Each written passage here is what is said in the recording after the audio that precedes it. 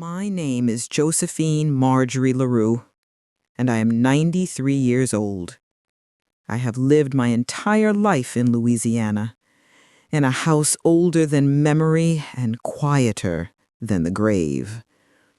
If these walls could speak, they would scream, but houses don't scream. People do.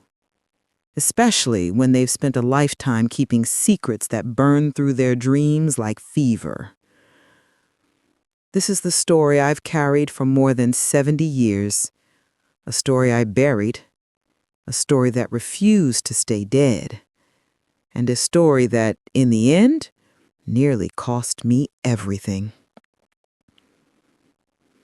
I grew up in New Orleans in the late 1930s, when jazz drifted through the streets like perfume and the bayou whispered warnings that no one listened to. My family lived on the edge of the marsh, where Spanish moss hung like mourning veils, and the humidity felt like a hand pressing against your chest. Children weren't supposed to wander near the bayou, but I did, because he did. His name was Elijah Boudreaux. He was 17 when I met him, though he carried himself like someone older, someone who had seen too much, lost too much, feared too much. His family was known throughout the parish. People said the Boudreaux men were touched by the bayou, though no one could explain what that meant. They fished, trapped, moved quietly through the swamp as if they were born from it. And people whispered that their family carried a curse. Elijah didn't believe in curses. He believed in choices. But choices can become curses just the same.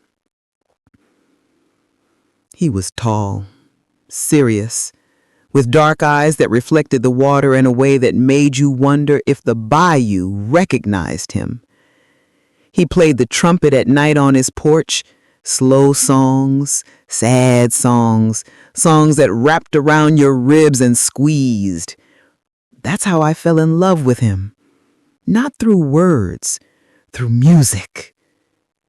We'd meet in secret, slipping past our parents, walking to the old cypress tree deep in the swamp where fireflies gathered like fallen stars. Some evenings he'd bring his trumpet, other times he'd just bring himself. He told me he'd never wanted anything as much as he wanted to leave Louisiana. He said the swamp had teeth, and one day it would swallow him whole. I didn't understand. Not then. When I was 19, he asked me to marry him. We planned to run away, California maybe, New York, anywhere the bayou couldn't follow us. But plans don't matter when fate has sharper claws. In the summer of 1954, the hurricane came. The sky turned black. The marsh hissed. Birds vanished. Even the air went still, like it was holding its breath. The storm tore roofs from houses, flooded entire parishes, and swallowed boats as if they were pebbles. Elijah came to my door soaked to the bone, shaken, eyes wide with terror I'd never seen in him before. "They're coming," he whispered. "Who?" I asked. He didn't answer, just grabbed my hand and pulled me toward the back door. But we never reached it. A sound like thunder cracked through the sky and Elijah collapsed in my arms. Blood spread across his shirt like a shadow blooming. I screamed for help, but the storm drowned my voice. He looked into my eyes, those dark, familiar eyes, and with his last breath he whispered, "Don't let them find me." And then he was gone. Lightning struck a tree nearby, the wind howled, the house shook, and in the chaos of the hurricane, his body simply disappeared. One moment he was in my arms, the next The floodwaters rushed through the yard, and he was carried into the darkness of the bayou. The parish declared him dead. I mourned him alone. My parents forbade his name in the house. I married a kind man years later, a stable man, a safe man, a man who would never walk into a storm with a secret burning in his chest. We had a family. We built the life. We grew old. But Elijah, the memory of him, lived in the corners of my mind like a song I couldn't stop hearing. Then, in 1979, 25 years after he died, someone knocked on my door. I opened it, and there he stood. Elijah, 20, maybe 22, not 50, not aged, not changed. Exactly as he looked the night he died. My heart nearly stopped. I couldn't breathe. I couldn't think. He said my name, softly, gently, the same way he had in the swamp when we were young. Josephine. I dropped to my knees. He stepped toward me, but the light from the lamp shifted, and for one fraction of a second, I saw something impossible. His shadow didn't match his body. It lagged. It bent wrong.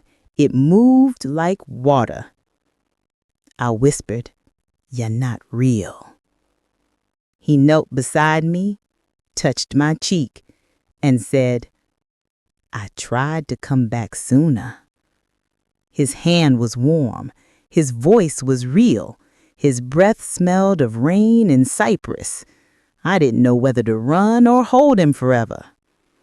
He told me he had survived the storm barely, that he had been taken in by the swamp, that he had been changed, that time didn't pass for him the way it did for me, that he had walked the edges of life and death, waiting for the night he could return. But every word felt like a riddle without an answer. I asked him if he was alive. He said, "In some ways." I asked him if he was dead.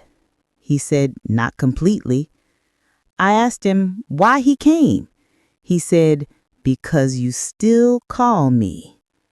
I hadn't spoken his name aloud in 25 years, but apparently grief has a voice even silence can hear. He stayed until dawn. He held me the way he had before the hurricane.